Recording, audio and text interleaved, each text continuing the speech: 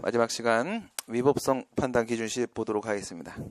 정의를 보시게 되면은 법원이 처분이 위법인지를 판단을 하는데 언제 시점에 있는 법령 상태하고 사실 상태를 기준으로 해서 그 처분의 위법 적법을 판단해야 될 것인가에 대한 문제입니다.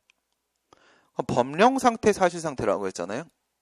법령 상태, 사실 상태가 바뀌어주면 되는 것이죠. 그러니까 법령 상태가 바뀌는 걸 우리가 법령 개정이라고 얘기를 하고 있는 거고, 사실 상태가 바뀌는 것을 우리가 사정 변경이라고 이야기를 하게 되는 겁니다. 그래서 법령 개정이나 사정 변경이 발생을 했을 때 그때 이 기준시에 대한 문제가 발생을 하게 됩니다. 논의 출발은 원래 위법성의 판단시가 판결시라는 데에서부터 상황 시작입니다. 위법성의 판단시는 판결시다. 그렇겠죠. 처분의 위법성 여부가 판단이 되면 법원은 뭐만 하면 되는 거예요. 이제 남은 건 판결만 선고하면 되는 겁니다. 판결만 선고할 일만 남아있는 거니까 그때가 바로 판결시 아닙니까? 그때가 판결시잖아. 그래서 위법성의 판단시는 판결시인데 그 위법성의 판단 기준시가 과연 언제냐 이겁니다. 언제냐. 우선 이 문제의 가장 기본은 그 로마자 2번에 있는 처분시 판결시, 그다음 로마자 3번에 있는 처분시 판결시, 여기가 기본입니다. 기본이에요. 적극적 처분이라고 되어 있는 것은 방어소송이란 얘기죠. 소극적 처분이라고 되어 있는 것은 요구소송이란 얘기입니다. 했을 때 그것이 적극적 처분이든 소극적 처분이든 상관없습니다. 처분 이후에 법령 개정, 사정 변경이 있는 거죠. 처분 이후에 법령 개정, 사정 변경이 있다. 우리가 알기 쉬운 행정법에서 했던 걸 한번 생각을 해보세요. 1, 2, 3의 요건을 갖춰서 허가를 신청했는데 그런데 소송 도중에, 즉 처분 이후에 이거죠. 처분 이후에 법이 개정이 되면서 추가 요건이 들어왔다는 거지. 거기서 나왔던 건 뭐였어요? 강화된 피난시설 이랬습니다. 기출문제입니다. 강화된 피난시설. 피난시설을 강화하는 요건이 하나가 들어와 4번 요건이 들어왔다 이겁니다. 4번 요건이 못 갖췄단 말이에요. 그러면 처분 시를 기준으로 하게 되면은 거부 처분은 위법이 돼버리는 거죠. 그런데 판결시를 기준으로 하게 되면 요건을 다 못 갖춘 거니까 적법이 되지 않겠습니까? 반대로도 얘기했죠. 이렇게 해서 위법이 적법으로 바뀌는 거 말고 법령 개정이 있는 거 말고 적법이 위법으로 바뀌는 거, 사정 변경이 있는 상황도 봤었죠. 1, 2, 3의 요건을 갖추면 허가를 한다. 근데 얘가 3번의 요건을 못 갖춰서 신청을 한 거죠. 그러면 거부를 하면 거부가 적법이 되는 것이죠. 그런데 얘가 처분 이후에 소송 도중에 그 3번 요건을 갖췄단 말이에요. 갖췄으면 거부는 적법이 돼요? 위법이 돼요? 위법이 돼버리는 거죠. 이렇게 결과가 바뀌어버린다는 겁니다. 바뀌어버리면 이걸 위법으로 봐야 될까? 아니면 적법으로 봐야 될까? 라는 문제가 생길 텐데 우선 기본적으로 취송을 가지고 생각을 해보시게 되면요. 취송이란 것은 뭘 말하는 거예요? 과거에 행한 행위가 당시에 제대로 한 것인가 아닌가를 판단을 해가지고 당시에 잘못한 거면 그냥 그것을 소극적으로 취소, 제거해주기만 하는 소송이 바로 취송이란 말입니다. 그러면 이건 뭐란 얘기예요? 방금 우리 본 대로 사후적 심사제도라는 겁니다. 사후적 심사제도이기 때문에 처분시가 기준이 될 수밖에 없다는 겁니다. 판결시가 기준이 돼버리면은 개정된 법령이나 변경된 사정에 대해서 아직까지 행정부는 아무런 판단을 내린 적이 없는 상황이잖아요. 근데 판결시의 상황을 반영해서 처분의 위법적법을 판단하게 되면은 법원이 행정부보다 그 부분에 대해서 먼저 판단을 내리는 거죠. 그래서 사전소송이 되어버린다고 했습니다. 사전소송에서는 무엇이 기준이 될 수밖에 없어요? 판결시가 기준이 될 수밖에 없는데 취소소송은 사후소송이란 말이죠. 사후소송이란 말이죠. 그래서 그것이 적극적 처분이든 소극적 처분이든지 간에 이것은 처분시설이 타당하다. 이게 통설 판례 입장일 수밖에 없는 겁니다. 우선은 그렇습니다. 그렇게 봤을 때 판례가 뭐라고 얘기하냐? 판결시가 아니라 처분시라고 얘기를 하고 그 다음 두 번째 처분시는 처분시인데 무슨 처분시라고 얘기하냐면 주관적 처분시가 아니라 객관적 처분시라고 얘기를 합니다. 주관적 처분시와 객관적 처분시는 뭘 말하는 거냐면 그 처분 당시에 행정청이 그와 같은 사실을 알고 있었는가 없었는가 이게 중요한 게 아니라는 겁니다. 당시에 객관적으로 존재하던 사실이면 충분하다 이겁니다. 객관적 처분시. 다시 판결시가 아니라 처분시고 주관적 처분시가 아니라 객관적 처분시다. 이게 우리 판례의 입장이 됩니다. 그런데 교재 내용을 보게 되면 이 말고도 추가된 다른 내용이 조금 있습니다. 다른 내용이 뭐가 있냐면 신청시하고 처분시 이런 논의가 있어요. 신청시하고 처분시. 소극적 처분 쪽에 보게 되면은 신청시 처분시에 대한 내용이 있는데 이거는 처분 이후에 법령 개정이나 사정 변경이 있는 게 아닙니다. 그게 아니라 처분 이전에 법령 개정이나 사정 변경이 있는 거예요. 그래가지고 뭐 기출된 문제로 생각을 해보시게 되면 얘가 이제 건축허가 신청을 했어요. 건축허가 신청을 했는데 그 지방자치단체가 지금 인사 시즌이야. 그래서 업무 공백이 있어. 업무 공백이 있어갖고 처리가 좀 지연이 됐어. 처리가 좀 지연이 되는 과정에서 법이 바뀌었어요. 법이 바뀌었고 4번 요건이 들어와 버린 겁니다. 그러면 거부를 하게 될 거 아니겠습니까? 1, 2, 3의 요건은 갖춰가지고 신청을 했지만 그 신청 이후에 법이 바뀌어갖고 4번 요건이 추가가 됐어요. 아직 처분은 안 나온 상태입니다. 그러면 이거 처분을 할 때 신청 시에 있었던 구법을 적용시켜야 되냐 아니면 지금 처분 시에 있는 신법을 적용시켜야 되냐라는 문제가 생길 수 있겠죠. 그럼 이거는 처분 시 판결 시의 문제가 아닙니다. 처분 이후에 바뀐 게 아니기 때문에 신청 이후에 바뀐 거니까 신청 시 처분 시에 대한 문제가 되는 겁니다. 신청 시 처분 시에 대한 문제. 그래서 이럴 때는 구법을 적용시킵니까? 신법을 적용시킵니까? 이런 걸 생각을 해봐요. 일반법하고 특별법이 있으면 뭐 적용시킵니까? 특별법 적용시키죠.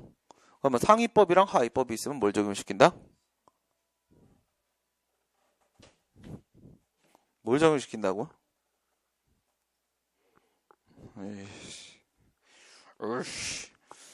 하위법 적용시킵니다. 신법하고 구법이 있으면 뭘 적용시킵니까? 신법을 적용시키죠. 다 상식적으로 생각하라고 했잖아요. 상식적으로. 무슨 말이에요? 일반법이 있는데 특별법을 굳이 만드는 이유가 뭐야? 행정소송법이 있는데 행정소송 절차에 관해서 개별법에서 따로 뭔가 정한다면 그거 왜 정하는 거예요? 그거 적용시키자고 정하는 거잖아. 없어도 행정소송 가능한 거잖아요. 그렇죠? 마찬가지로 상위법이 있는데 하위법을 만들었단 말이에요. 하위법 뭐하러 좀 만드는 거예요? 헌법이 있는데 손실보상 규정이 23조에 있는데 근데 보상법을 따로 만들면 왜 만드는 거야? 29조에 국가배상에 대한 내용이 있는데 국가배상법을 따로 만들면 왜 만드는 거야? 적용하자고 만드는 거죠. 적용하자고. 그죠? 다만 지금 얘기하는 건 무엇을 적용할 것인지에 대한 문제죠. 적용 우선순위 얘기라는 겁니다. 여러분들이 지금 실수한 부분은 바로 뭐냐면 효력 우선순위를 생각한 거야. 효력 우선순위. 효력 우선순위는 당연히 상위법이 효력이 우선이죠. 효력 우선이라는 건 뭐라고요? 두 개의 법이 충돌을 하면 그럼 어느 법을 유지할 것인가 이거예요. 효력이 우선인 법을 유지하는 거죠. 상위와 하위가 충돌을 해버리면 상위를 유지한단 말이에요. 상위를. 그런 게 효력 우선인 거고 지금 얘기하는 건 적용 우선이에요. 적용 우선. 있는데 만드는 이유는 뭐야? 적용하려고. 그죠? 그러면 신법과 구법이 있어요. 엄연히 법이 있는데 뭐하러 신법을 또 만들죠? 적용하자고 만드는 거잖아요. 그죠? 그런데 이런 거 알고 있죠? 신법을 적용시키면 안 되는 경우가 있죠. 신법과 구법이 있으면 신법을 적용시키죠. 근데 구법을 적용시켜야 되는 경우가 있죠. 그게 바로 어떤 경우예요? 소급 적용이 금지되는 경우죠. 소급 적용이 금지되는 경우. 법률관계 안정성을 위해서, 법적 안정성을 위해서 신법이 만들어져도 신법 적용시키지 말고 구법으로 그대로 둬야 되는 경우들이 있지 않습니까? 그건 바로 언제냐? 법률관계, 사실관계가 완성됐을 때입니다. 완성됐을 때. 완성됐을 때는 그냥 구법을 적용시켜요. 미완성 상태면 뭐라고 이게 판례는 아직 법률관계, 사실관계가 계속되고 있는 중이라면 미완성 상태면 정상적으로 신법을 적용시킵니다. 완성이 됐으면 완성된 법률관계는 보장해줘야 되는 것이거든요. 그럴 땐 소급 적용을 할 수가 없기 때문에 구법을 적용시킵니다. 그럼 여기서 이제 잠깐 언제 완성되는데? 언제 완성되는지를 알면 되죠. 언제 완성되는데요? 완성이 되면 구법이고 완성이 안 되면 신법이라고 했으니까 언제 완성되는데요? 법률관계는 무슨 관계예요? 권리의무관계죠. 권리의무관계죠. 그러면 처분이 나오면 법적 효과가 발생한다고 했죠. 법적 효과가 바로 뭐예요? 권리의무에 영향을 미치는 거죠. 그렇게 해서 처분이 권리의무에 영향을 미치면 그게 권리의무 관계를 만들어내는 거 아닙니까? 만들어내는 순간 완성이 되는 거예요. 간단하죠? 그러면 처분이 나왔을 때 법률관계가 완성되는 거라고요. 처분이 나왔을 때 법률관계가 완성되는 거라고. 오케이? 처분이 나오면 뭐 한다? 법적 효과가 발생한다. 법적 효과는 권리 의무에 대해서 영향을 미치는 거다. 권리 의무에 대해서 영향을 미치면 권리 의무 관계가 만들어진다. 권리 의무 관계가 바로 법률 관계다. 그때 법률 관계가 형성, 완성된다는 겁니다. 오케이? 그럼 처분이 나온 다음에는 신법 적용시키면 안 되는 겁니다. 지금 우리 얘기한 대로 한번 생각을 해보세요. 건축법상 건축허가 요건이 만약에 하나가 추가가 됐다고 쳐보세요. 추가가 됐어요. 그러면 기존 법, 구법에 따라서 허가를 받아서 건물을 지어놓은 전국에 만약에 건물이 5천만 개가 있다고 쳐봐. 근데 법이 바뀌었어. 법이 바뀌어서 그거를 적용시켜버리면, 신법을 적용시켜버리면 그 세상에 있는 모든 건물은 다 뭐죠? 허가 요건을 못 갖춘 건물들이에요. 다 불법 건축물입니다. 그럼 어떻게 해야 돼요? 한번 옷을 다 벗어야죠. 우리나라 국토는 옷을 한번 쫙 벗어야 됩니다. 그리고 다 새로 한번 지어야 돼요. 그런 식으로 하면 국회에서 법 만드는 게 부담스러워서 만들겠습니까? 하나 만들어 놓으면 있던 거 다 뒤집어 엎어야 되는데 말도 안 되는 얘기죠. 그게 바로 뭐야? 얘네들은 이미 건축 허가를 받고 건물을 지은 거잖아. 건축 허가 이미 나왔던 거 아닙니까? 처분이 나왔기 때문에 법률 관계는 얘들 다 완성이 된 거라고요. 완성이 되는데 그걸 다 뒤집어 까자 그러면 안 되는 거지. 그렇죠? 이게 바로 소급 적용 금지란 말입니다. 그럼 내가 건축 허가 신청을 했는데 아직 허가가 나온 건 아닙니다. 그럼 나 지금 법률 관계 완성돼 있습니까? 안 돼 있습니까? 아직 안 돼 있죠. 그럼 신청 이후에 처분 이전에 법이 개정되면 그러면 이거는 소급 적용이 금지됩니까?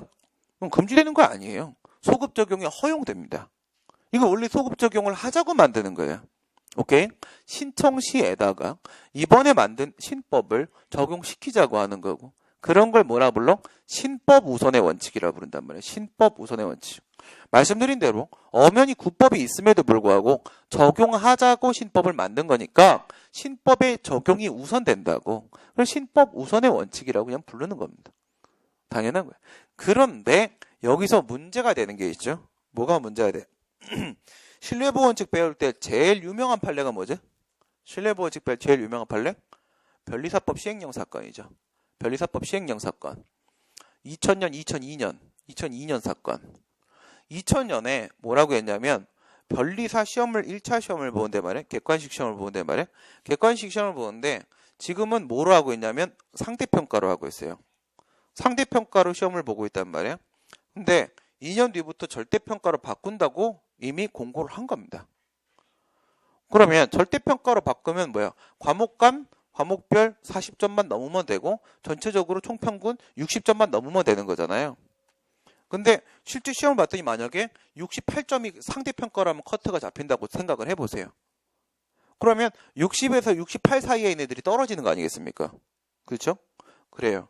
그러면 항상 그렇다고 말을 할 수는 없지만 절대평가로 제도를 바꿔버리게 되면 커트가 하락할 가능성이 상당히 큽니다. 그리고 상대의 문제가 아니고 절대의 문제이기 때문에 애들은 스스로 60만 딱 넘을 수 있을 만큼만 연습을 하겠죠. 그런데 2002년도에 와가지고 2002년도 3월 달에 시험을 봐야 되는데 2002년도 1월 달에 갑자기 법령을 개정합니다. 다시 상대평가로 환원한다. 이거야. 그럼 이거 진정소급 적용입니까? 부진정소급 적용입니까? 그러니까 구법이 뭐야? 구법이 절대평가인 거예요. 그 다음에 이번에 바뀐 신법이 상대평가가 되는 거죠. 구구법 생각하지 말고 구법은 절대고 그 다음에 신법은 상대평가입니다. 이거 법률관계 완성됐어요? 안 됐어요? 안 됐죠. 그쵸? 이건 미완성의 상태입니다. 아니 그 옛날에 합격한 애들한테 이거 적용시켜 떨어뜨리겠다는 게 아니잖아. 그쵸? 그러니까 이건 분명히 부진정 소급 적용이에요. 부진정. 원칙적으로 소급 적용이 된단 말입니다. 되는 건데 안 된다고 판결 내려버렸죠. 안 된다고 판결 내리고 수백 명의 당시 떨어진 980명인가? 걔를 다 합격시켰습니다. 왜 이런 현상이 나타난 거죠? 2개월밖에 안 줬잖아요. 2개월밖에 안 줬기 때문에 2개월 만에 갑자기 방법을 바꿔버리게 되면은 그럼 지금까지 2년 동안 그걸 겨냥해서 준비해온 애들이 있을 거 아니겠습니까? 그 친구들의 법적 안정성, 즉 신뢰를 보호하라. 이겁니다. 신뢰를 보호하라. 그러니까 60 이상 맞은 애들은 당연히 걔네들은 신뢰를 보호하는 차원에서 합격시키는 게 맞다는 거죠. 방금 얘기한 상황. 허가를 신청했습니다. 신청 이후에 처분 이전에 법이 바뀌었습니다. 그럼 신법 적용해도 됩니다. 되는 게 원칙이야. 그런데 국법에 대한 신뢰를 보호해야 될 필요가 워낙에 크다면 그대로 국법 적용시켜야 됩니다. 그게 바로 뭐야? 그게 바로 판례는 이렇게 얘기해요. 정당한 이유 없이 처리를 지연했다면 이렇게 얘기하는데 정당한 이유가 있는지 없는지는 불확정 개념이잖아요. 그러니까 이거는 복수의 개념, 다의적 개념이란 말이에요. 교수님들 문제 내실 때 뭐라고 내시냐? 고의적으로 처리를 지연했다면 이겁니다. 고의적으로 처리를 지연했다면 행정청이 민원인, 허가를 신청한 민원인이 미워서 그냥 처리를 지연해. 근데 지자체장은 알고 있잖아요. 좀 있으면 법령이 개정된다거나 조례를 바꿀 거라거나 충분히 얘가 더 많은 정보를 갖고 있죠. 그런데 좀 있다가 요건이 강화될 건데 지금 시점으로 치게 되면 얘한테 허가를 내줘야 되거든. 싫거든. 그럼 어떻게 하면 돼? 기다리는 거지. 저게 공포돼가지고 효력 발생할 때까지 요건 강화될 때까지 기다리는 거야. 기다릴 때, 야, 너 못 갖췄다, 야. 이러면 되냐, 이거야. 이러면 안 된다는 거지. 이러면 국법에 대한 국민의 신뢰가 상당히 크기 때문에 그럴 때 내외적으로. 그럼 보세요. 잘못했다, 이거야. 내가 법을 위반했어. 잘못해서 나한테 과징금이 부과됩니다. 잘못해서 과징금이 부과돼요. 근데 내가 잘못했던 시점엔 과징금이 500이라고 돼 있어요, 법에. 근데 나한테 과징금을 부과하는 시점에는 즉 행위시와 처분시 사이에 법규 위반 행위시하고 제재처분 처분시 사이에 법이 개정됐어요. 그래서 이런 잘못을 한 사람에 대해 동일 잘못에 대해서 이런 법규 위반 행위는 과징금 1000으로 한다라고 바뀐 거야. 그러면 500을 부과해야 됩니까? 1000을 부과해야 됩니까? 신법을 적용시키면 1000이죠. 국법을 적용시키면 500이죠. 500일까요? 1000일까요? 500을 부과해야죠. 500을 부과해야 되겠죠. 네. 왜 그런 거예요? 이건 행위를 했을 때 법규 위반 행위를 했을 때 이미 얘는 당시 정해진 법에 따라서 당시 법에 정해진 바에 따라서 그렇게 혼이 나기로 이미 법률관계가 완성되어 있는 겁니다. 단지 나중에 그 재해처분을 집행하는 것밖에 없는 겁니다. 법률관계가 이때는 언제? 신청시 처분시는 원칙적으로 처분시에서 완성됩니다. 행위시 처분시는 원칙적으로 행위시에서 완성이 된단 말이에요. 그러니까 행위시법인 국법을 적용시키는 게 맞다라는 것이죠. 오케이. 뭐 예를 들어서 공무원이 돈을 좀 받았습니다. 돈을 좀 받을 수도 있지. 뭐 이랬어요. 그 옛날에는 만약에 기준이 상당히 완화돼 있어갖고 뇌물 좀 받으면 뭐 그냥 심할서 한번 쓰고 말자. 견책 이렇게 돼 있어요. 견책. 그런데 공무원들이 돈을 너무 많이 받아. 요즘엔 뭐 전혀 용납을 못하죠. 그거 10,000원, 5,000원 받고 파면당하고 그러잖아요. 그렇죠? 무슨 말이야? 교통경찰관 잡혔단 말. 옛날에는 뭐 서울도 됐지만 지방은 더 심했어요. 지방은 뭐 다 동네 사람이잖아요. 서로 다 알잖아. 실제 경험도 그런 경험은 있었거든. 우리 시골 동네 충청도 괴산 근처 가는데 우리 가족들끼리 술 한잔 먹고 들어가고 있었어요. 딱 걸렸지 뭐. 딱 걸렸어. 야, 술 드셨어요? 뭐 좀 이따 다 밝혀질 거 뭐. 먹었어요. 그럼 어떻게 해요, 그럴 때? 면허증 주세요, 그러면. 뭐 항상 그 면허증 밑에다가 10,000원짜리 한 2장 껴서 그때는 만원짜리 한 장이어도 됐어요. 한 장에서 이렇게 주면, 가세요. 네, 이러면. 저 동네 살아요. 막 이렇게, 요즘엔 뭐야? 5,000원만 받아도 파면입니다. 그렇죠? 그러니까 옛날에는 그냥 견책으로 했는데 만약에 그게 파면으로 바뀌었어요. 파면으로 바뀌었는데 이 경찰관이 말이야 돈을 받았을 땐 견책이었다고 쳐요. 그걸 공교롭게 딱 얘한테 징계처분 나오기 전에 딱 법이 바뀐 거야. 법이 바뀌었어. 파면 바뀌었어. 그러면 견책 받아야 돼요? 파면 받아야 돼요? 뭘 고민해. 행위시에 완성된다니까. 행위시에 완성된다니까요. 예. 뭐예요? 견책 받아요, 견책. 그죠? 한 개만 더 응용해 볼까? 그럼 또 판례가 있는 건데 이렇게 한번 들어봅시다. 공무원에 대해서 파면이 말이에요. 파면이 원래 징계 시효가 3년이었어. 3년이었거든요. 3년이었는데 3년 동안 징계 안 하면 징계 못 하는 겁니다. 징계 못 하는 건데 그러다 보니까 잘못했는데 혼이 안 나는 애들이 너무 많아. 야, 이거 안 되겠다. 이래가지고 내부 질서 유지에 상당히 심각한 문제가 생긴다. 혼낼 건 혼내자. 그래서 5년으로 연장을 했어요. 5년을 연장을 했는데 이 법이 바뀐 시점이 말이에요. 갑이라는 친구가 비위행위를 해서 걸렸어요. 징계 사유가 발생했거든. 그리고 나서 2년 차에 법이 바뀌었어요. 그 다음에 4년 차에 법이 바뀌었어요. 2년 차에 법이 바뀌었으면요, 얘 징계 받아요, 안 받아요? 4년 차에 바뀌었으면 받아요, 안 받아요? 안 받죠. 이거 왜 그런 거죠? 이거는 견책이냐 파면이냐라는 징계 내용의 문제가 아니에요. 이건 징계 시효의 문제입니다. 시효의 문제인데 2년 차에 법이 바뀌었다라고 하게 되면 아직 시효가 완성이 안 된 거잖아. 아직 시효가 완성이 안 된 거니까 너는 이제 혼 안 나기로 한다라고 법률관계가 완성된 상태가 아니란 말이에요. 미완성의 상태니까 그러면 얘는요, 3년이 아니라 징계 시효 5년 적용받아요.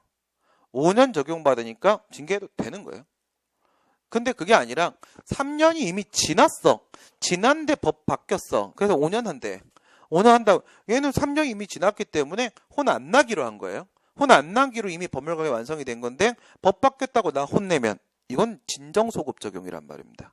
이런 소급 적용은 안 된단 말이죠. 마지막으로 하나. 그런 말이에요. 내가 잘못을 했어요. 잘못을 해가지고 철거명령을 했는데 불이행을 했습니다. 철거명령 불이행을 해가지고 건축법 제80조에 따라 이행강제금을 부과해요.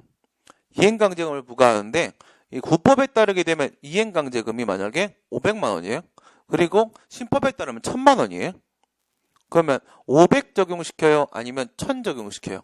행위시가 500, 그 다음 이행강제금 부과할 때는 1000 이렇게 돼 있어요. 500이에요? 1000이에요? 이건 1000이에요. 이건 거꾸로 1000입니다. 아까 과징금이랑 달라요? 왜 다르지? 과징금이라는 것은 과거의 잘못된 행위에 대해서 응징하는 거야. 혼내주는 겁니다. 쉽게 말해 과거를 향한 처분이라는 겁니다. 과거를 향한 처분인데 이행강제금이라는 것은 혼내는 게 목적이 아닙니다. 목적은 뭐야? 스스로 의무를 이행할 수 있도록 독려하고 유도하는 게 목적이란 말이야. 이건 장래를 향한 처분입니다. 따라서 이럴 때는 장래법, 신법을 적용시켜서 천부과하는 게 맞다는 겁니다. 이게 바로 행위시 처분시에 대한 문제입니다. 이 정도 하면은 우선 현재까지 출제되는 문제는 다 막을 수 있습니다. 문제 조금 더 어려워지면 더 들어가 드릴게요. 이렇게 되면 평면이 4개인데 평면이 8개까지 구성 가능합니다. 5개까지면 우선은 되고요. 그 다음 넘어가 보도록 하면은 41페이지 부작위 위법화 인송에 대한 얘기 따로 있잖아요. 방금 얘기한 건 취송이에요. 취송에서 처분의 위법을 판단할 때 언제를 기준으로 할까 우리가 얘기를 해본 건데요. 무효확인 소송에서는 어떻습니까?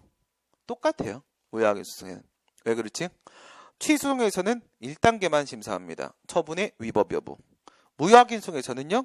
2단계까지 심사를 합니다. 1단계 처분의 위법 여부, 2단계 처분의 위법 정도. 무효 사유냐 취소 사유냐 2단계까지 합니다. 그런데 위법 판단 기준시는 어디에 적용되는 거냐면 처분의 위법 여부 부분에 1단계 부분에 적용되는 거예요. 그 1단계는 취소이든 무효항소이든 서로 중첩되어 있는 영역이잖아요. 그렇죠? 공통된 부분이죠. 따라서 위법 판단 기준시가 취소 소송하고 무효 확인 소송이 달라질 이유가 없습니다. 똑같아요. 그런데 부작위협화인송은 다르다는 거죠. 부작위협화인송은 다르다는 거죠. 그래서 41페이지는 부작위협화인송 같은 게 어떻게 봐야 되냐면 처분시를 한번 적용시켜 보세요. 일반적인 취소음과 마찬가지로 여기도 처분시가 적용될 수 있겠는가? 여러분 부작위는 처분입니까? 부작위는 처분이 맞다고 했죠. 거부도 처분이고 부작위도 처분이고 처분이 맞다고 했지? 그래. 근데 부작위라는 처분 법적으로는 처분으로 보는데 그거 언제 있는 건데요 도대체? 언제 부작위란 처분이 나온 건데요? 그걸 알 수가 없지 않습니까? 그렇죠? 따라서 얘는 처분시를 적용시킬 수가 없습니다. 뭘 적용시킬 수밖에 없어요? 판결시를 적용시킬 수밖에 없다는 겁니다. 소송 도중이면, 소송 중이면 말이에요. 부작위협화인송 중입니다. 그러면 처분시가 없어요. 소송 중이 동그라미면 처분시가 따로 없어요. 적용시킬 수가 없어요. 그러니까 처분시가 나오잖아? 처분시가 나왔다는 건 무슨 말이에요? 중간에 거부처분이 나왔단 말이에요. 거부처분이 나왔다. 처분시가 등장하면 소송이 없어요. 소송 중이 X가 됩니다. 이유는요? 부작위협화인송은 아무런 응답이라도 하면 되는 겁니다. 아무런 응답이라도 하면 되는 건데 거부란 응답을 한 거잖아. 이미 목적 달성 각하돼버리고 소송이 없어요. 그래서 부작위협화인송은 어떻게 쥐어짜도 구조적으로다가 처분시가 적용이 될 수가 없습니다. 그래서 통설 판례는 판결시를 기준으로 한다. 이렇게 보게 됩니다. 다음이에요. 취소의 심리로 들어가도록 합니다. 예, 취소 전반적으로다가 예, 법원이 하는 걸 합쳐갖고 뭐라 불러? 소송심리라고 불러요. 소송심리. 소송심리라 부르는데 소송 재판이 있잖아요. 예, 소송 요건을 갖췄냐 못 갖췄냐를 판단하는 소송 재판에서의 소송 심리를 요건 심리라고 합니다. 요건 심리. 그 다음에 소송 요건을 갖추고 본안에 들어가잖아. 본안에 들어가면 처분이 위법인지 아닌지 판단할 거 아닙니까?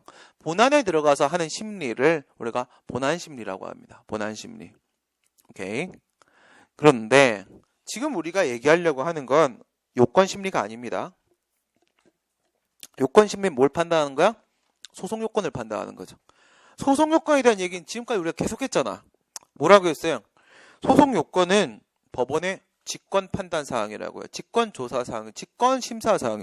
법원이 알아서 한다고. 알아서 한다. 알겠어요? 이 당사자의 역할이 없다고요. 원고하고 피고의 역할이 전혀 없어요. 법원이 다 알아서 합니다. 쉽게 이렇게 생각해봐요. 여러분들이 판사야. 판사인데 사건을 배당받았어. 그럼 이제 소송 요건부터 볼 거 아니야. 소송 요건부터 보는데 이건 뭐 제 주장 뭐 입증 뭐 이런 거 기다려야 되겠습니까? 아니죠. 내가 제일 잘 알아. 그치? 내가 제일 잘 알고 얘가 제출한 자료 가지고 그냥 판단 내리면 돼. 그러니까 빨리 하고 집에 가야지. 그치? 예. 당사자 원고 피고 안 도와줘도 지가 빨리 끝내고 각하시키고 빨리 다 각하시켜놓고 집에 가면 되는 거예요. 퇴근해야 될 거 아닙니까? 그렇죠? 우리가 취직을 하는 목적은 뭐예요? 퇴근을 위해서 하는 거잖아요. 그렇죠? 그렇잖아. 이거 솔직하게 생각해야 된다고. 그렇죠? 예. 뭐 내가 신림동에서 강의할 때, 노량진에서 강의할 때 뭐 내 생각이 바뀌는 건 하나도 없어. 알겠어요? 바뀌는 건 아무것도 없어. 강의 방식은 좀 바뀌겠지. 당연히. 그렇죠? 그 시험의 형태 맞춰가지고 예, 좀 바뀌겠죠. 그건 스킬이고. 예. 10여 년간 학생들 가르치면서 수없이 같이 술 먹고 수없이 술자리에서 그냥 막 쓸데없는 소리 안 하거든. 술자리에서 그러면 안 되는데 제가 좀 버릇이 나빠가지고 술자리에서 계속 공부 얘기를 해. 오 진짜 토하겠지. 그죠? 예. 1시간은 공부 얘기해. 1시간은. 처음부터 그냥 뭐 시시콜콜한 얘기하면 그 선생님이랑 술 먹는 좀 의미가 좀 없잖아. 그렇죠? 어쨌든 다음날 친구들 만나면 어저께 우리 이런 얘기했다라는 거 말할 거 한 30분에 1시간은 해놔야 될 거 아니야. 그죠? 뭐 하나 해놓고 예, 그리고 이제 예, 본격적으로 먹어야죠. 예. 근데 그 누구도 조국과 민족을 위해서 일하겠다고 공무원 된다고 하는 한 명도 못 봤어. 기대 안 합니다. 그렇죠? 기대 안 해요.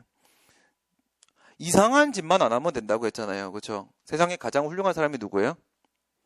그 말이 무슨 말인지 몰랐어. 어렸을 때 어른들이 가장 평범하게 사는 게 가장 훌륭한 거, 가장 어려운 거라고 얘기하는 게 무슨 말인지 몰랐는데, 뭐 당시에 가장 평범한 건 그냥 정상적으로 대학 가고 그냥 보통 사람들의 생각으로 그다음에 정상적으로 졸업하고 군대 갔다 와서 직장 구하면 빨리 결혼해서 토끼 같은 애기 낳고 그거 키우는 재미로 아니 내가 이 나이 먹도록 토끼가 없을 줄 몰랐지. 예, 그거예요. 이거는 그러니까 평범하게 사는 게 가장 어렵고 힘든 일인 것 같아요. 그죠? 그러니까 뭐 하면 돼? 그냥 직장 구하는 거잖아, 우리. 그죠? 정년 깔끔하게 보장되는 직장 구하는 거 아닙니까? 예. 그렇게 생각하고 살면 전 다 된다고 생각해요. 왜냐면 안 그래도 우리나라 국민의식이 너무 좋아. 더 좋아지면 큰일 나. 이게 더 좋아지잖아요. 우리가 다른 나라 막 침범하려고 들 수도 있어요. 우리 너무 위대하다 막 이러면서. 알겠어요? 대충 요 정도. 대충 살아야 돼요.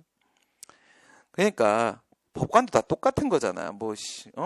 뉴스에 나오고 이렇게 보면은 되게 짱 멋있어 보이죠. 걔들하고 술 먹으면 뭔 일이 발생하는지 아세요? 제일 일 안 하고 밖에서 떠도는 애들이 판사 애들이에요. 우리 카톡에서 항상 하는 짓이 있어요. 제일 심한 놈이 인천지법에 있는 새끼인데, 맨날 술 먹고 있어. 맨날 술. 니네들 어디 있냐? 나머지는 다 바빠. 그렇잖아요. 먹고 사는데 바쁘잖아. 다 바빠. 쉬는 날이 잘 없어. 그런데 여기 있는데 오는 사람 오늘 내가 쏜다 막 이제. 다 그냥 뭐예요? 다 그냥 생활인들이에요. 생활인들. 애 키우다 지쳐가고 다 똑같은 거란 말이에요. 그렇죠? 다 그냥 평범하게 똑같이 살아가는 겁니다.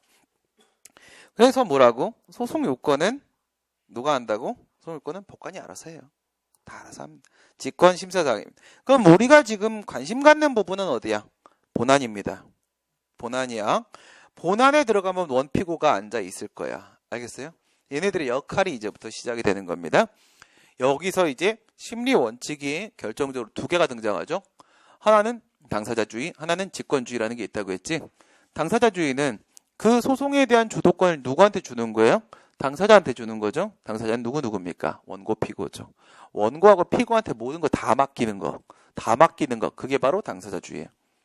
직권주의는요. 직권주의는 당사자의 역할이 없어. 그냥 법원이 다 알아서 하는 거. 그게 바로 직권주의가 되는 겁니다. 근데 한쪽으로 그냥 너무 편향되면 그것도 좀 적절하지 않겠죠. 바람직하지 않습니다. 그래서 살짝 섞습니다. 섞는데 원칙은 당사자주의가 원칙. 우선 당사자주의의 내용은 두 가지가 있는데 첫 번째는 처분권주의고 두 번째는 변론주의입니다. 처분권주의, 변론주의. 처분권주의는 소개시, 소송물, 소종료. 소를 시작하고 소를 끝내고 그리고 무엇에 대해서 법원이 심리를 해야 되는 것인지에 대한 문제는 누가 결정 내리는 거예요? 이건 당사자가 결정 내리는 겁니다. 소의 개시는 오직 원고가 판단 내리는 거고요. 원고의 결정에 따르는 거예요. 원고가 소송 제기하지 않으면 소송은 시작되지 않아요. 그죠? 그 다음에 소의 종료는 누구한테 맡겨져? 소의 종료는 원고하고 피고 손에 맡겨집니다. 원고가 소 취하해버릴 수도 있잖아요. 그만하랍니다. 굳이 해서 뭐 하겠습니까? 하고 그냥 그만하면 끝나는 거야. 그게 아니라 지들끼리 둘이서 손 잡을 수도 있죠. 우리 화해. 오늘부터 친구. 이래버리면 끝나는 거야. 그렇죠? 서로 일부 양보하는 거죠. 그럼 일부 인용 판결 나온 거랑 같은 효과가 나오게 될 겁니다. 근데 이럴 수도 있잖아. 원고가 내가 졌소. 피고가 내가 졌소. 이럴 수도 있죠. 원고가 내가 졌소. 이건 뭐예요? 청구의 포기입니다. 청구의 포기. 내가 졌어요. 안 되겠다. 이럴 수도 있고 피고가 네가 이겼어. 내가 졌어. 이럴 수도 있죠. 정말 좋은 세상이죠. 서로 졌다고 하는 이런 좋은 세상. 네가 이겼어. 내가 졌어. 그건 뭐야? 청구의 인락. 이런 식으로 원고하고 피고 손에 맡겨집니다. 소의 종료. 그 다음 소송물은 누구 손에 맡겨집니까? 이건 원고 손에 맡겨집니다. 소송물. 뭐에 대해서 판단을 내려야 될 것인가? 심판의 대상이 되는 내용이죠. 그게 소송물이라고 했죠. 심판의 대상이 되는 내용이라고 했죠. 원고가 뭐에 대한 심판을 구하고 있는지는 그 지가 결정하는 거예요. 그렇죠? 네, 그래갖고 원고가 A 처분에 대해서 좀 판단 좀 내려주세요. 그랬더니 법원이 A 처분은 관심 없고 B 처분에 대해서 내가 한번 내려줄게. 너 처분 되게 많이 받더라. 수집하니? 예, 그 중에 B가 되게 재밌는 사건이거든. 예, 이걸로 하자 우리. 이러면 돼, 안 돼? 안 돼요. 소송물은 누가 결정해? 원고가 결정. 지금 얘기한 소개시, 소송물, 소종료 세 가지 처분권주의가 적용되는 영역이죠. 처분권주의엔 절대 예외 없어요. 알겠어요? 이건 절대적 기준입니다. 절대적 기준이야. 그 다음 이제 두 번째 내용은 바로 실체적 내용과 관계된 문제인데 그게 바로 변론주의라고 했죠. 변론주의는 뭐라고 했습니까? 우리가 앞에서 위법성 탐지기 이런 얘기 했잖아요. 위법성 탐지기.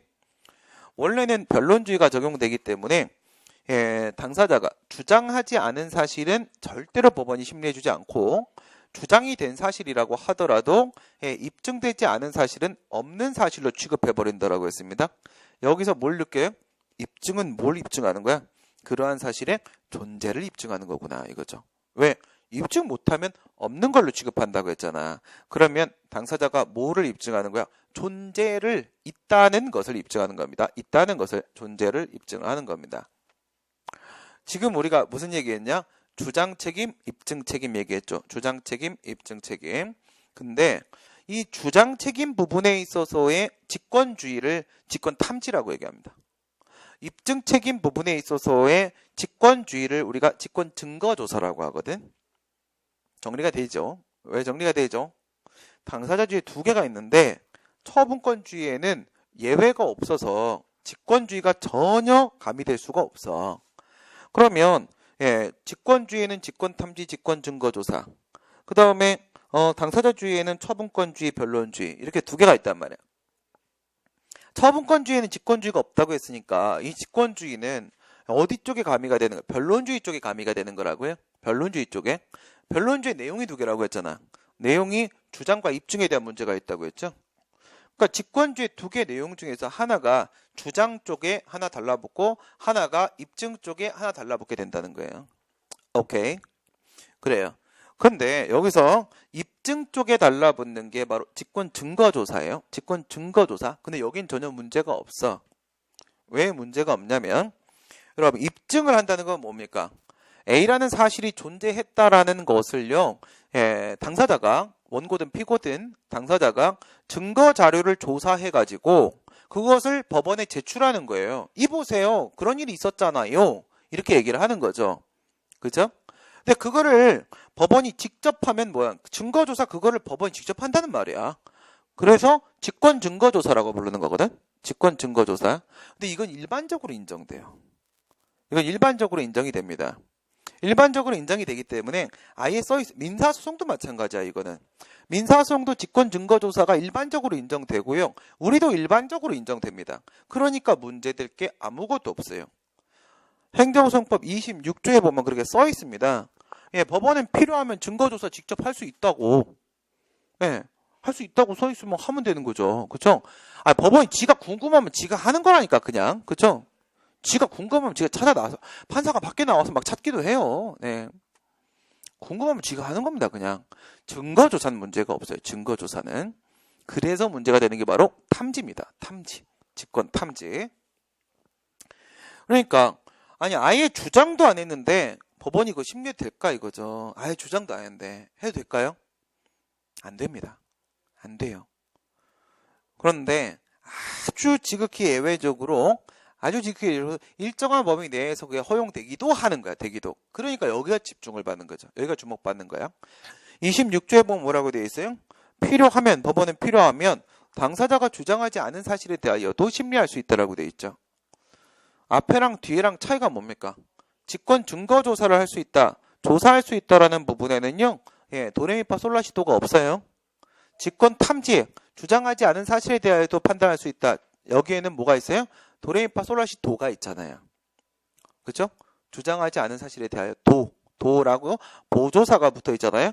그 보조사가 붙어 있기 때문에 과연 이 도는 아래돈지 높은돈지 윗돈지라는 문제가 있는 거예요.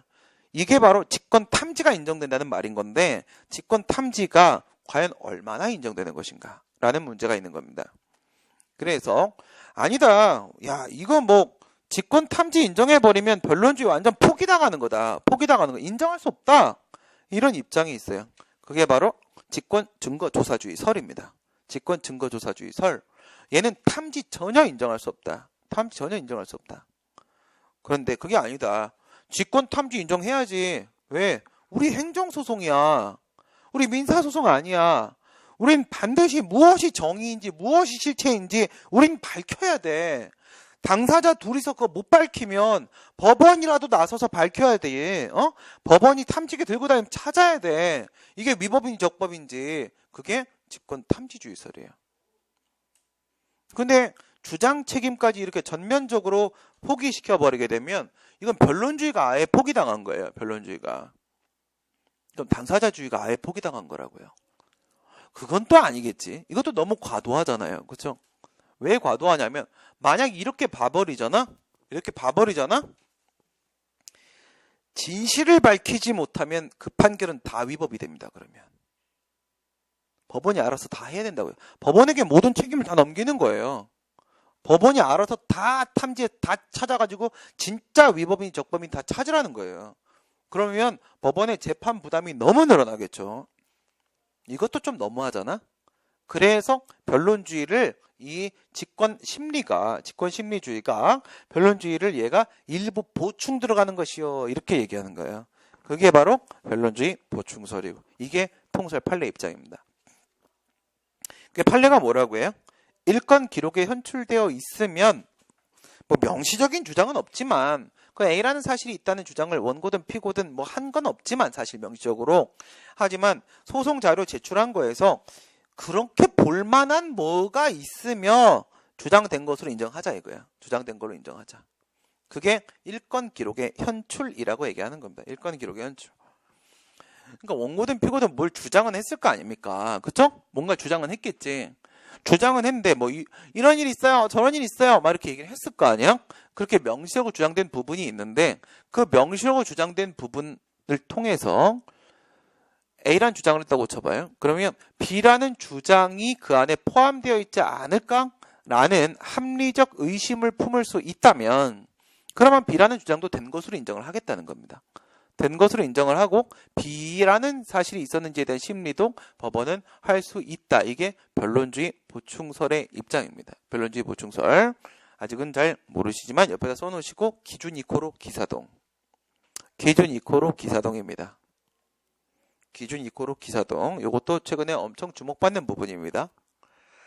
그래서 그럼 일건 기록 합리적 의심을 품을 수 있는 정도는 과연 뭔데? 라고 했을 때 뭐가 판단 기준이 있어야 될 거 아니야. 판단 기준이 바로 뭐냐면 명시적으로 주장된 A 사유와 그 다음에 이번에 심리하는 그 B 사유 사이에 기본적 사실관계 동일성이 인정되면 그러면 주장된 것으로 취급한다. 주장된 것을 취급되면 법원은 심리할 수가 있게 되는 것이죠. 그 다음에 이제 입증과 관련된 문제에서 주로 출제되는 부분은 분배입니다. 분배. 주관적 입증 책임이라고 말을 하는데 주관적 입증 책임으로서 그러니까 누가 입증해야 되냐? 그러니까 누가 입증해야 되냐? 그 사실이 있다는 걸 누가 입증해야 되냐? 누가 법관한테 100% 확신을 줄 만큼의 자료를 준비해야 되냐 이겁니다.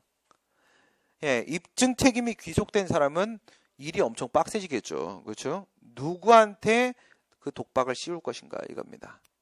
그죠? 그런 걸 우리가 패소위험이라고 합니다. 패소위험. 여기서 말하는 책임은 뭐야? 패소위험. 뭔가 책임을 진다. 소송에서 뭔가 책임을 진다는 뜻은 패소를 당해주겠다는 뜻입니다. 어떻게 분배하는 거예요? 원고 피고 책임설 이런 게 있지만 통설 판례는요. 뭐로 보고 있어요? 일반 원칙설. 일반 원칙. 법률 요건 분류설이라고 합니다. 법률 요건 분류설이라고 합니다. 법률 요건 분류설. 여러분 이렇게 한번 생각해 볼까? 오늘은 근로자로 한번 쭉 가봅시다. 내가 여직원들을 성희롱 하는 사실이 없어요. 그리고 난 지각을 하는 사실이 없어요. 예. 죄송합니다. 지각했습니다. 10분. 공지했지 않습니까? 차 막혀서 그렇다고. 이거 왔다 갔다가 이게 참 이상해요. 어떤 때는 10분에 돌파, 15분에 돌파하기도 하는데 어떤 때는 40분 걸리기도 하고 해서 이게 정말 네, 난감해. 제가 이 경험이 없어서 그래요. 네, 경험이. 왜냐면 항상 회사 앞에 살았어요. 항상 회사 바로 앞에 살아. 네. 문 열고 난 5분 안에 출근 가능하다. 이게 내 원칙이거든. 근데 지금 일을 저쪽도 하고 이쪽도 하고 있으니까 예. 그게 좀 힘들어. 예.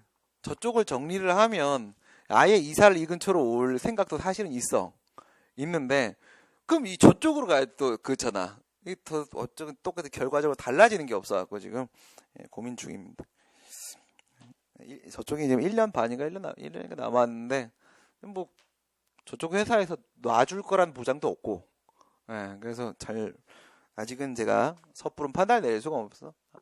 지각을 안 한단 말이죠. 네, 지각을 안 하는데, 내가 맨날 지각한다고 불성실하다고, 우리 여직원들 맨날 내가 성희롱하고 돌아다닌다고 하면서 나를 해고했어요. 그래서 내가 말해요. 부당한 해고야! 라고 주장을 하면 소송을 제기했습니다. 근데 있잖아요. 또 한 가지 사건, 두 번째 사건이야. 네.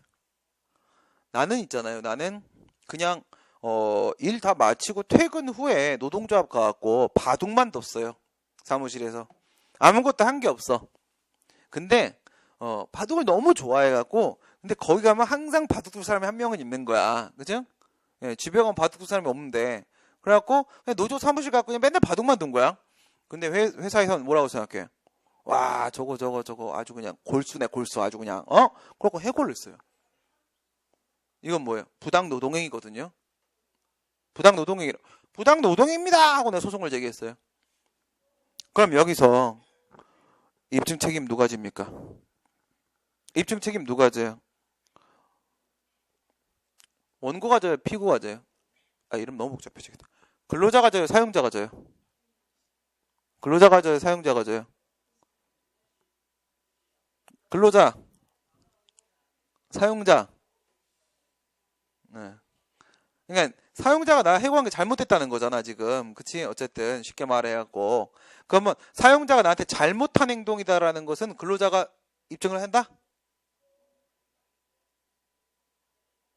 사용자가 내가 잘못이 없다는 걸 입증한다?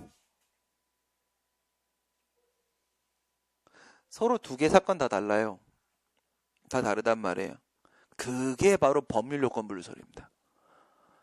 법률요건분류설은 뭘 말하는 거냐면 뭐라고 써 있어요? 이름 자체가 뭐지? 법률요건에 따라서 달라진다라는 뜻이잖아요. 법률요건에 따라서 원고 피고로 분류를 하겠다라는 거잖아요. 지금 이름 자체가. 이름에서 다 얘기한 겁니다. 생각을 해보면 말이에요. 아까 내가 성희롱했다고? 이건 부당해고예요. 노조하고 아무 관계 없는 일입니다. 지금. 그쵸? 부당해고 이건 이럴 땐 근로기준법 적용을 받거든요. 그러면 근로기준법 제23조에 보면 이래 돼 있어요. 사용자는 정당한 이유 없이 근로자에게 해고나 정직이나 이런 것들을 못한다라고 돼 있단 말이에요. 여기서 뭘 입증해야 됩니까? 사용자는을 입증해야 됩니까? 사용자가 했는데 사용자 뭐 어떻게 제가 사용자라는 거 어떻게 뭐가 입증이 필요해 그게. 그렇죠? 여기서 입증이 필요한 부분은 바로 정당한 이유 없이에서의 정당한 이유입니다. 정당한 이유라고. 근데 제가 뭐라고 했어요? 존재를 입증하는 거라고 부존재를 입증하는 거 입증한다는 게 존재를 입증하는 거라고 존재를 존부를 입증을 한다고 해버리게 되면 존부를 입증하면 근로자가 존재를 입증하고 사용자가 부존재를 입증해야 되면 누가 입증을 하는 겁니까 도대체? 그건 말장난이잖아. 그게 아니라고요. 존재를 그런 일이 있다는 사실 존재를 입증하는 거라고요. 존재를. 오케이? 정당한 이유가 있다는 건 누구한테 유리해요? 사용자한테 유리해요. 사용자 입증. 근데 그게 아니라 노동조합법에 보게 되면 노동조합 및 노동관계조정법이라는 법이 있어요. 그 노조법에 보게 되면 81조에 뭐라고 되어 있냐면 다음 각호에 해당하는 행위는 부당 노동행위이므로 하지 마라 이래 되어 있어요. 다음 각호 1호, 2호, 3호, 4호 이렇게 해갖고 나쁜 짓이 쭉 써 있어. 알겠어요? 그럼 여기선 뭘 입증해야 됩니까? 다음 각호의 행위 중 하나의 행위가 존재하였다라는 걸 입증해야 되는 거잖아요. 이건 근로자한테 유리합니까? 사용자한테 유리합니까? 근로자한테 유리하죠. 근로자한테 유리하겠죠.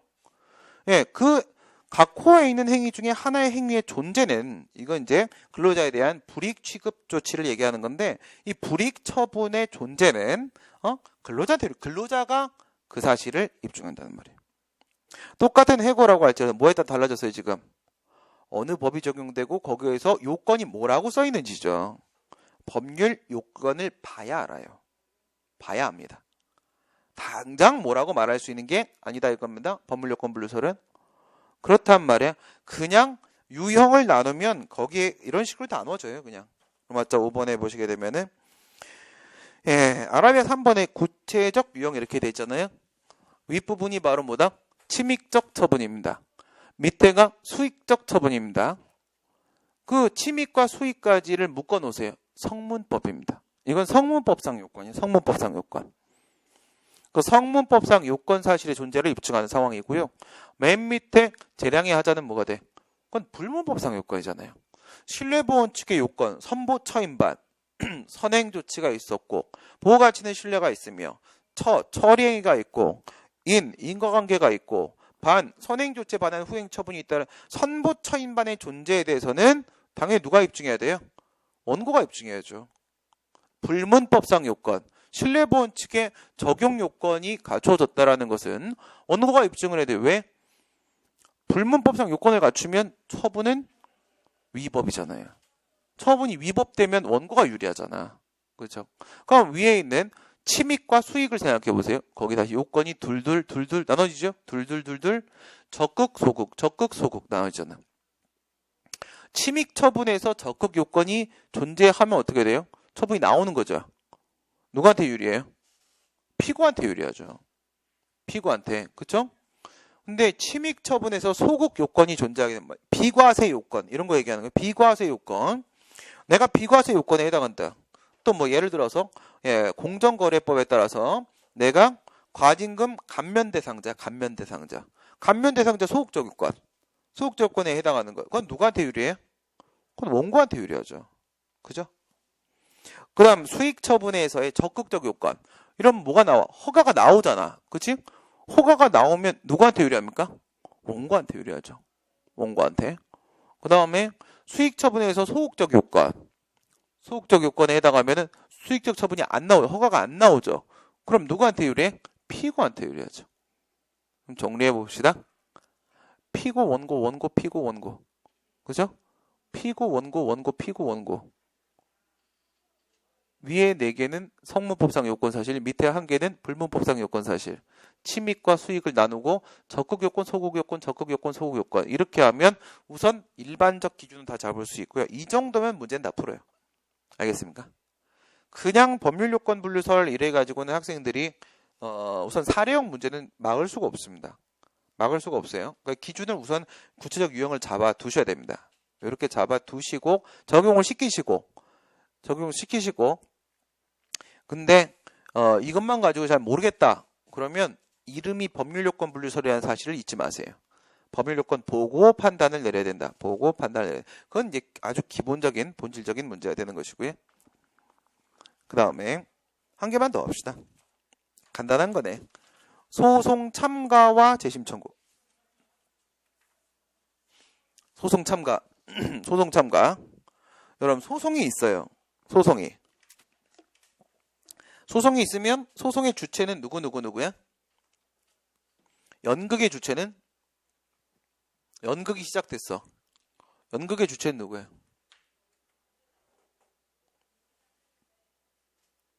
이거 우리 국민학교 때 배우는 거 아닌가요? 연극의 주체. 중학교 때 배워요? 다 국민학교 안 나오셨죠? 그쵸? 네. 초등학교 나왔을 거야. 네. 연탄을 모르니까. 그쵸? 네. 그래, 만약 국민학교 때는 배우는데 초등학교 때 안 배울 거예요. 네. 그건 초딩이니까. 그죠? 우리는 국딩이어서 배웠단 말이에요. 국딩이어갖고. 네? 국딩. 국민학교. 무의미한 시절이죠. 네. 아무 생각 없이 학교 가고. 네. 실내 주머니로 괜히 사람이나 때리고. 그죠? 실내 아주머니 안 썼나? 썼어요? 오, 진짜? 근데 왜 연탄을 몰라? 예.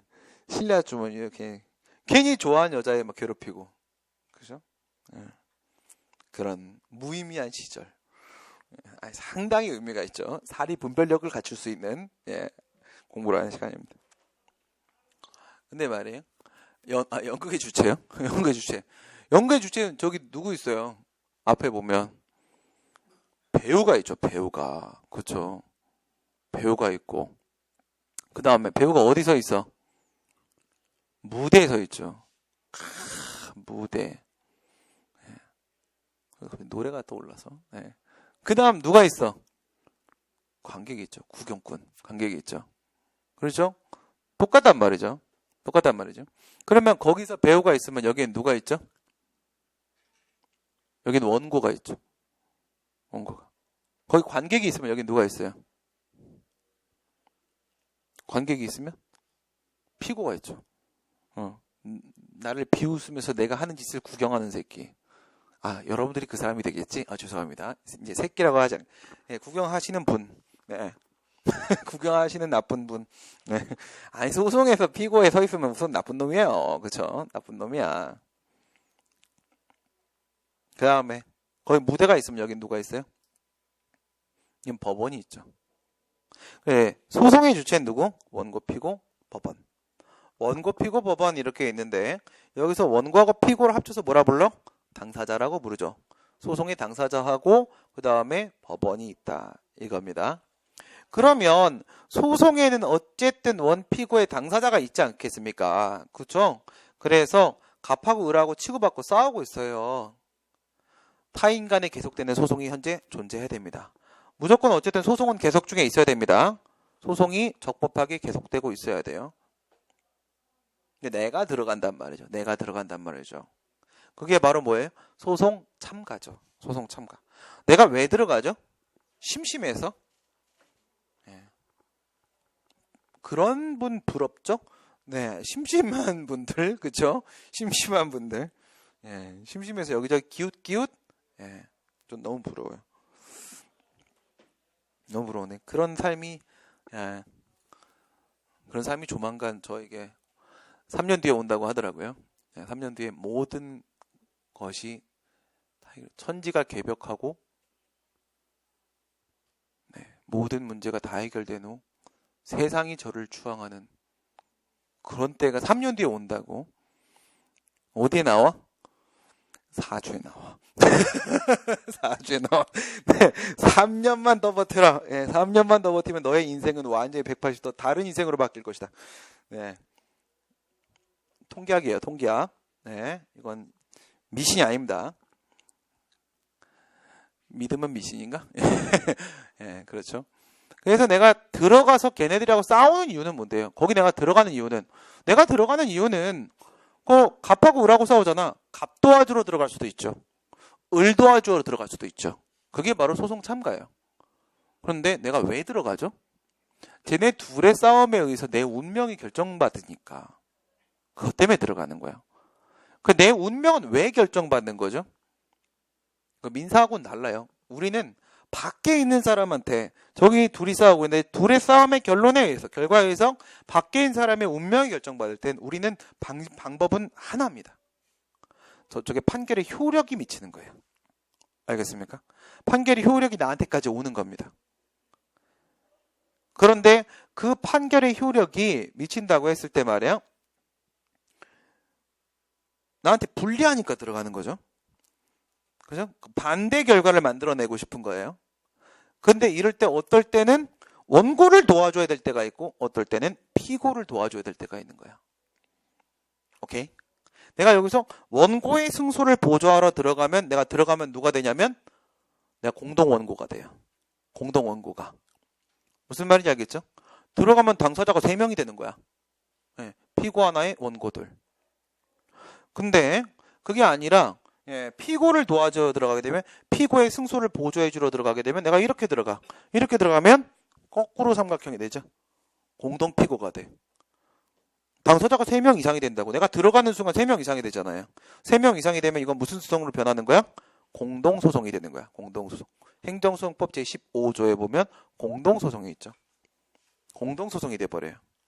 하여튼 3명 이상이면 공동소송이에요. 원래 싸움은 1대1이니까. 그죠? 그런데 저 소송이 말이에요. 원고가 이기면 내가 원고를 도와주러 간다는 건 원고가 지면 나한테 불리해진 상황 올 때 그럴 때 누굴 도와주러 가? 원고를. 원고가 이기면 나한테 불리해지는 상황이 올 때 그때 누굴 도와주러 들어가? 피고를. 근데 일반적으로 얘기하는 거는 피고를 도와주러 들어가는 상황이 많아요. 피고를 도와주러. 무슨 말인지 알겠죠? 이렇게 한번 정리해 봅시다. 내가 원고를 도와주러 들어갈 때는 여기서 무슨 판결이 나오는 걸 막는 거야? 기각 판결이 나오는 걸 막는 거죠. 그죠? 이럴 땐 원고하고의 관계에서 내가 뭔가 공유의 이익이 있는 거야. 그죠? 동일한 이해관계를 맺고 있는 겁니다. 동일한 이해관계. 그게 아니라 내 피고를 도와주러 들어갈 때는요. 이때는 원고하고 내가 어떤 이해관계를 맺고 있어? 대립된 이해관계를 맺고 있기 때문에 저쪽에 붙으러 가는 거예요. 그러니까 이게 소송 참가야. 근데 우리 분쟁의 유형은 1, 2, 3, 4가 있죠. 1, 2, 3, 4. 그렇죠? 여기서 여러분 시험 문제는 보니까 다 3만 나오더라고. 3만. 물론 3가 기본이야. 3가 기본인데 1, 2, 4가 있어요. 1, 2, 4가. 1, 2, 4 문제가 출제될 수 있습니다. 기출된 바가 있어요. 다른 데서는. 1, 2, 3, 4. 3가 우선 기본입니다. 3가 기본인 3부터 한번 잡아볼게. 3 잡으면요. 경원자승입니다. 경원자승이야. 행정청이 을한테 허가 처분을 해줬습니다. 관할구역 내 한 명의 사업자만 선정합니다. 여기서 가비소송을 제기했죠. 가비소송을 제기했죠. 가비소송을 제기했죠. 행정청이 을한테 허가 처분을 했단 말이에요. 을한테 이렇게 허가 처분을 했는데 관할구역 내 한 명의 사업자밖에 선정이 안 돼. 그러면 여기서 허가를 못 받은 누가 있어? 갑이 있지. 이 갑이 장난하나? 이렇게 들어가겠지. 이렇게 들어가면은 누구하고 누구가 원고 피고야. 얘가 원고, 얘가 행정청이 피고 이렇게 되지. 그러면 이렇게가 원피고가 되죠. 원피고가 돼. 여기서 원고가 이겼어. 원고가 이기면 취소 판결 나오겠죠? 취소 판결 나와서 확정되면 이 처분의 효력은 사라지죠. 이 처분의 효력은 처음부터 없었던 게 돼버립니다. 그런데 그런 걸 우리가 뭐라 불러? 형성력이라고 해. 형성력. 처분의 효력을 없애버리는 거. 형성력은 법률 관계를 변동시킬 수도 있고 처분 효력을 변동시킬 수도 있습니다. 양쪽 다 형성력이에요. 법률 관계 변동, 처분 효력 변동 결국은 같은 말이기 때문에 그래. 근데 형성력은 원래 당사자끼리에게만 미쳐요. 원래. 그게 정상이야. 그렇겠죠. 왜 그래? 둘이 치고받고 싸웠으니까. 그쵸? 둘이 치고받고 싸웠으니까 얘네들한테 있어서만 이 처분의 효력이 없는 거죠. 근데 그게 끝나는 게 아니지. 우리 행정소송법 29조에 이상한 게 있죠. 우리 행정소송법엔 29조 30조에 이상한 게 있어요. 29, 39에 30에. 행정소송에만 인정되는 효력이 있어요. 그래서 별도 조항을 따로 두고 있어요. 29, 30. 29에 보니까 대세효가 있어요. 대세효가. 제3자 효라고도 하는데 요 형성력을 말해요. 이렇게 키워버린단 말이죠. 이렇게 키워버려. 무슨 말이에요? 큰데 믿을 신 대신증권이 아니고 큰데 힘세 대세요. 대세요. 알겠죠? 대세요. 진대세가 아니고 대세요. 그럼 누구도 영향받아? 얘도 영향받는 거야. 얘도. 얘네 둘의 싸움에 의해서 처분 상대방 소송상 제3자의 운명이 결정되죠. 얘한테 나오는 허가가 없어져 버린다니까. 얘한테도. 그럼 얘도 영업 못하는 거예요. 그러면 얘가 들어가야 될 거 아닙니까? 얘가 이 안으로 들어간단 말이야. 소송상 제3자가 남의 싸움에 들어가요. 누구 도와주러 들어가? 얘야. 얘 도와주러 들어가죠. 그쵸? 넌 뒤졌어. 이렇게 들어가는 거예요. 2대1이다. 이걸 일명 따구리라고 하지. 이 새끼야. 확 밟아버리는 거야. 알겠어요? 그래도 얘가 이길 수도 있어. 알겠어요? 왜? 얘가 갑자기 슈퍼 사이아인을 변신할 수 있잖아요. 변신할 수 있어요. 변신할 수 있습니다. 뭐 선두를 먹을 수도 있고, 그렇죠? 아닌가? 뭐 이길 수 있어요. 그렇죠? 어쨌든 그 얘의 승소 가능성을 좀 낮추기 위해서라도 얘는 들어갈 거 아니겠습니까? 왜 들어가요? 대세요 때문에. 대세요 때문에. 오케이. 그럼 이거 3유형이잖아. 3유형. 거꾸로 돌려볼까? 2유형으로 한번 돌려보세요. 2유형으로. 2유형으로. 여기서 행정청이 이렇게 있죠? 을이 이렇게 있어요. 갑이 이렇게 갑이 이렇게 있습니다.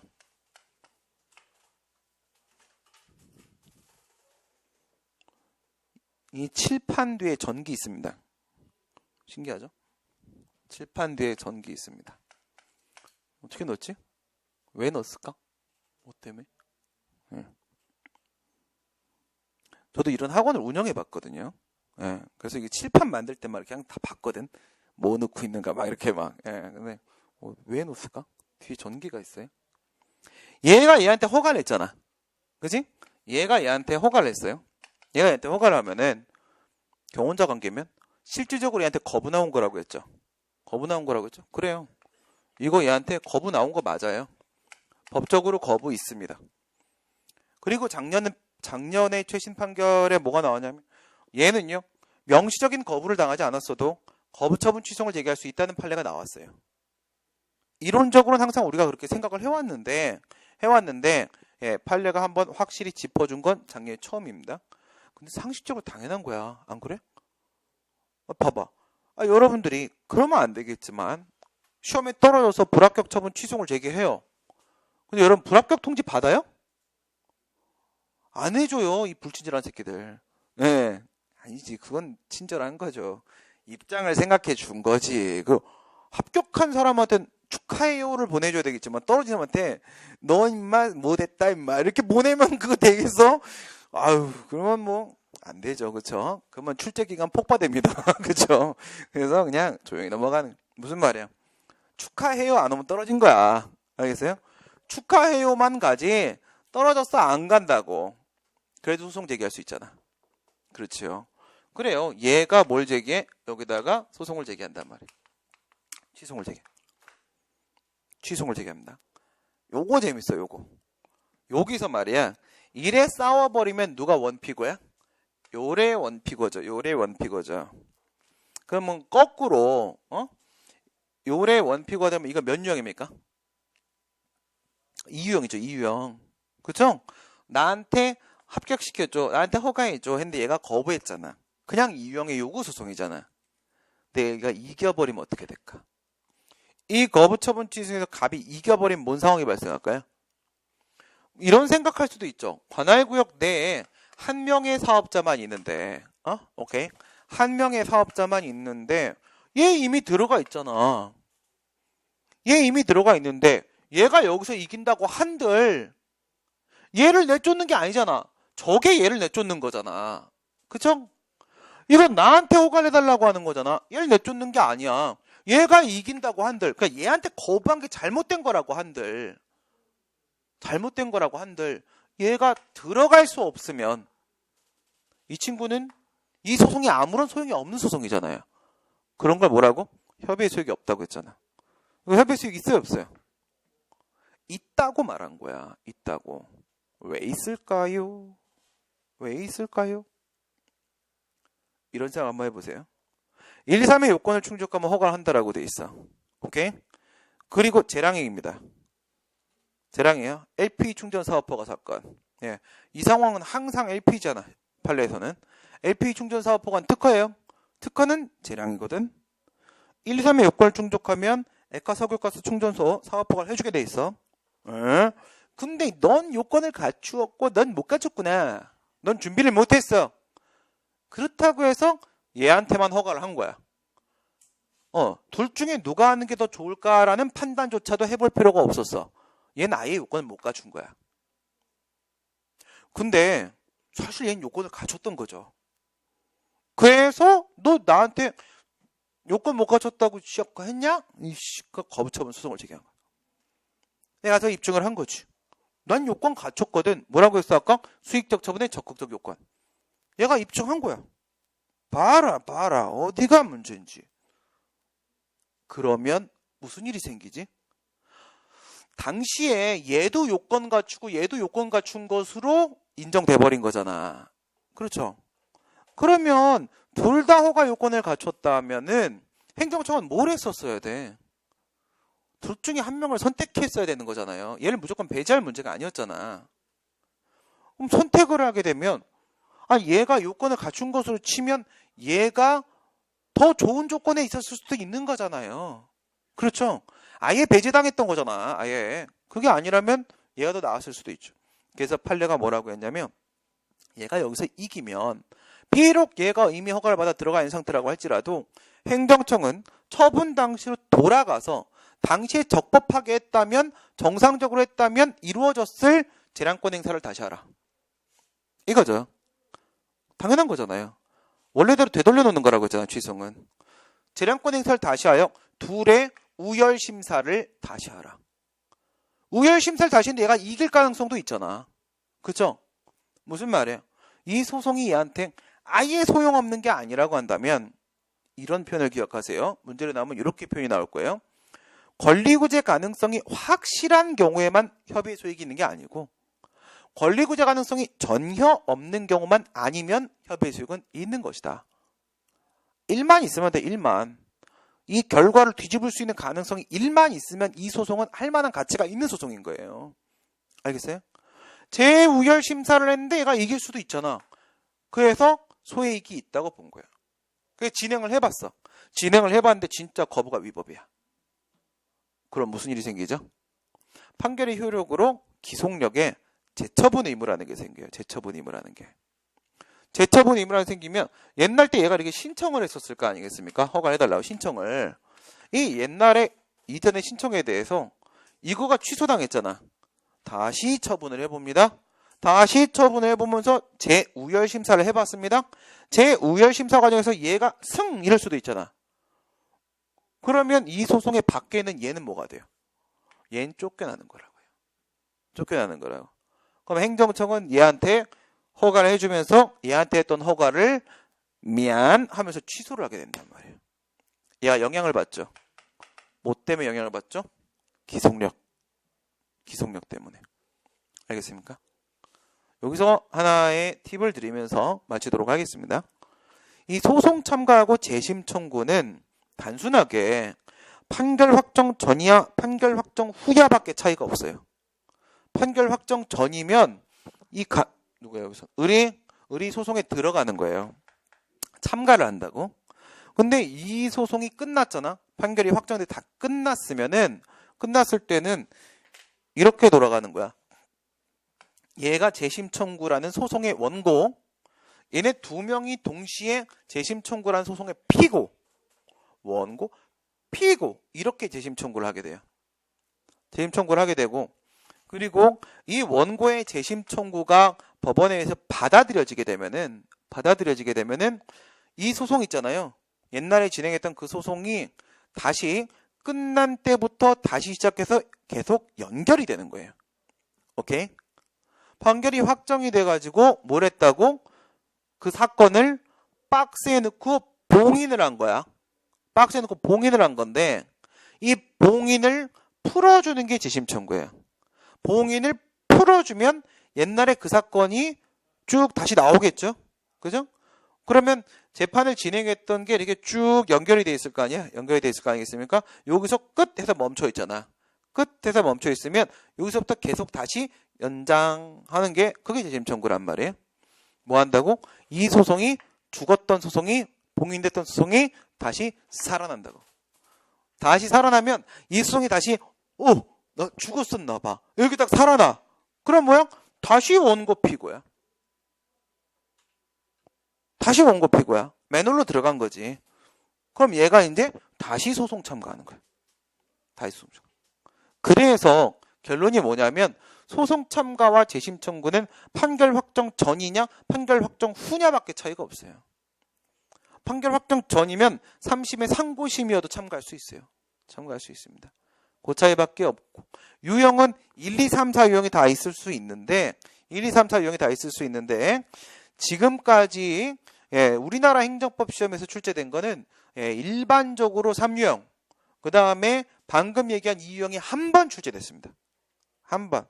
그래서 1, 4는 우선은 본 게임으로 넘기도록 하겠습니다. 그래서 2, 3 정도면 현재까지 상황은 다 막을 수가 있어요. 기본적인 뼈대잠들은 충분히 어려움이 없을 겁니다. 내일은 우리가 소변경부터 이렇게 시작을 해갖고 마무리를 해야 되는데 말이야. 그쵸? 해야 되는데 그렇게 하겠습니다. 여기까지 하겠습니다. 수고하셨습니다.